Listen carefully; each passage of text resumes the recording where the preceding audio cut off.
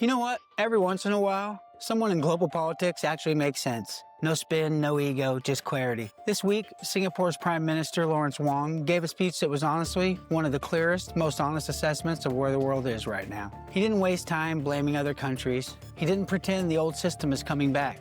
He laid it out pretty plain and simple. Global trade as we knew it is over, and small countries need to adapt or they'll be crushed.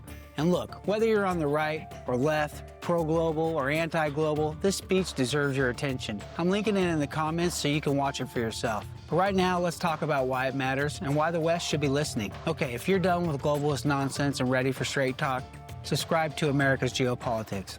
Let's break it down. Lawrence Wong didn't hold back. He said clearly, we're not going back to the old free trade model.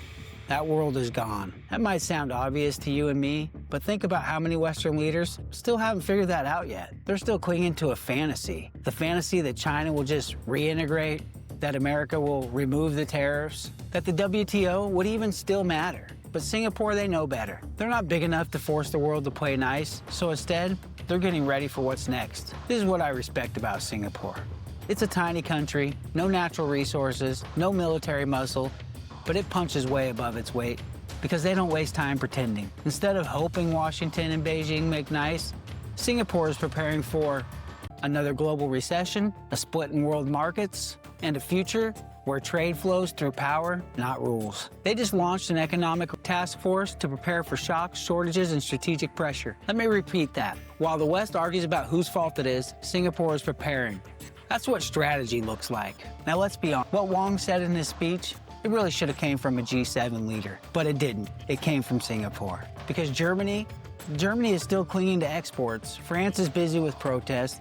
Canada is pretending it's not caught in the crossfire. In Washington, they're still debating whether tariffs hurt feelings in Brussels. The West is stuck arguing over the system we used to have. Singapore is building for the world we actually live in. This is why that speech hit me so hard. Wong didn't hedge. He said straight up, we have to accept that global stability can no longer be taken for granted. That's a huge statement. It's not pessimism, it's preparation. Singapore isn't giving up on trade.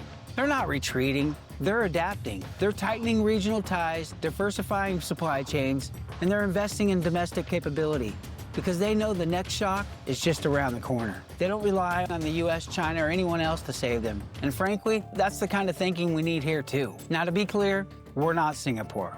We're a superpower. But here's the thing. America still needs clarity. And what Singapore just gave us was clarity.